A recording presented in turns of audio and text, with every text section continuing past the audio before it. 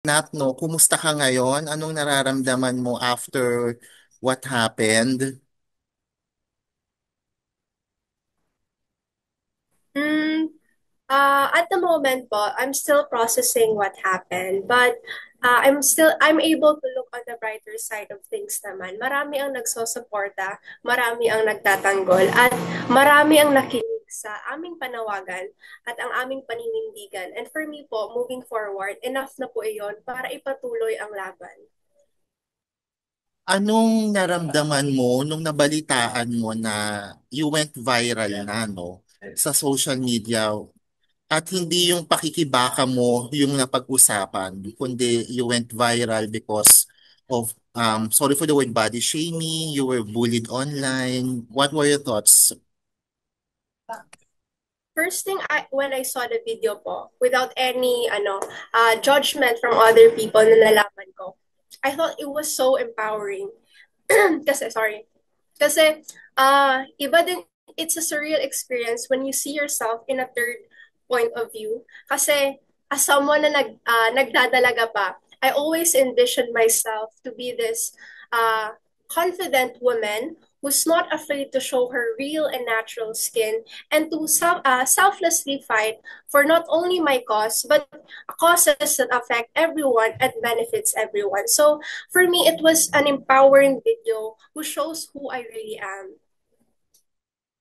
Nice, no, na you think empowering siya despite the comments of netizens, and kudos for you, Nat, for being empowered, 'di ba? Pero ano nang gagawin mo ngayon? May bala ka ba na ano tawag dito? Anong masasabi mo na mas napansin yung katawan mo compared dun sa ipinaglalaban mo na hindi dapat, 'di ba? Sa akin naman po, nag-aaral ako ngayon ng sociology, which is yung pag-aaral ng lipunan. At dito ko na-apply talaga yung pag-aaral ko kasi hindi naman likas sa ating Pilipino ang mang body shame.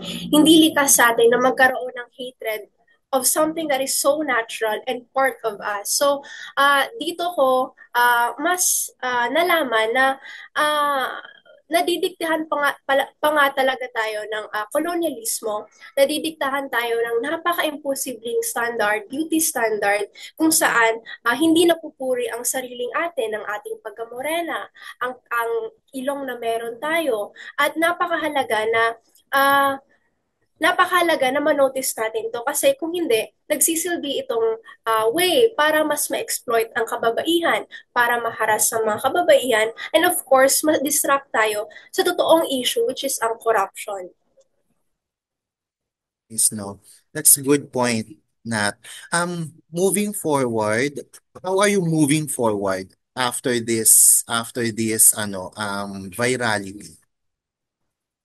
Gusto ko lang sana i-clarify anong mini-mean nyo dan. Like, at paano ako nakaka-move forward or what are my actions moving Yeah, forward. yeah, your Okay. actions moving forward after this happened.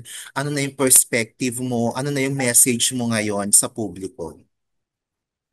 For me naman, dating gawi pa din. Dating gawi pa din na sama-sama tayo, magmamarsya tayo sa kalsada, ipatambong natin ang ating panawagan na ipanagot ang mga korap, hindi lamang na pinapahiya sila sa social media, kundi nakikita natin na nakahatulan sila ng batas, na may systematic way para mahatulan sila ng mga conviction na nagsasaad na may kamalian na silang ginagawa, may anomalya silang ginawa laban sa mga Pilipino, especially sa mahihirap. So yun lang yung sasabihin ko. Dating gawi pa din yung gagawin ko, pero after this issue, I think I've become stronger and mas nagiging sharpened ako in terms of ano nga ang layunin natin sa ating pakikibaka. That's good, no? Ang ganda nung mindset na yon na talaga you continue the fight against corruption. Sana matigil na tayo, mas matigil na rin yung body shaming, yung online bullying at mag-focus talaga tayo, no, doon sa totoong issue, doon sa totoong laban natin against corruption. 'Di ba, Nat? Tama po. Thank you, Okay po. Nat. Thank you po. Thank you po.